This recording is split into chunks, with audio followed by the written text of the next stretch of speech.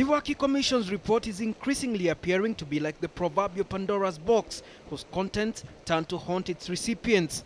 Barely a week after both President Mwai Kibaki and Prime Minister Raila Odinga received the report with a pledge to implement its recommendations, the government has apparently moved to punch holes into the report's credibility, questioning both its accuracy and its author's impartiality.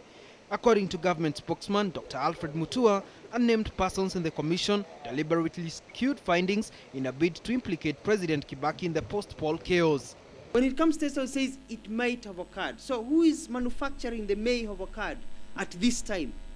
It's like it's really cooked to force. Wametafuta njia, mtu ametafuta njia kupika kabisa iforce hapo State House ingie mahali. MUTUA takes issue with the Commission's move to link President Kibaki to the personalization of presidential powers and the assertion that all three leaders who have served as Kenya's president have during their tenures changed the constitution to make the presidency more powerful.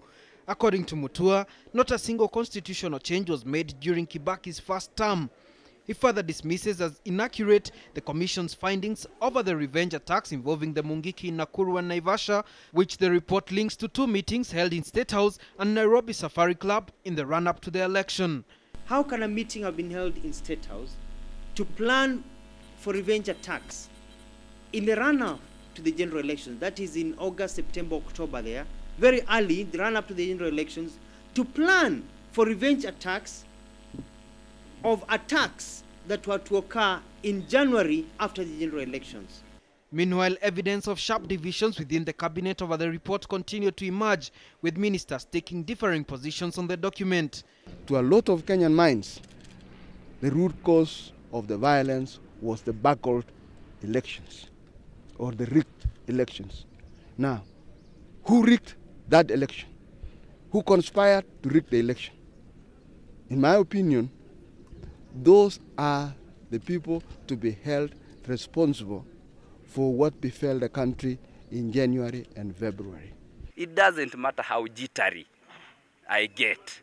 As long as I am guilty, I am guilty.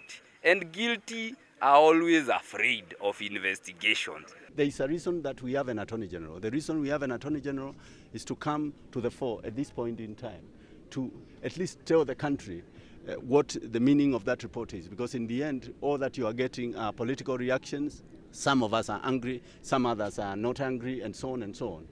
The cabinet is yet to meet and take a position on the Waki report. Newton Debu, KTN Prime.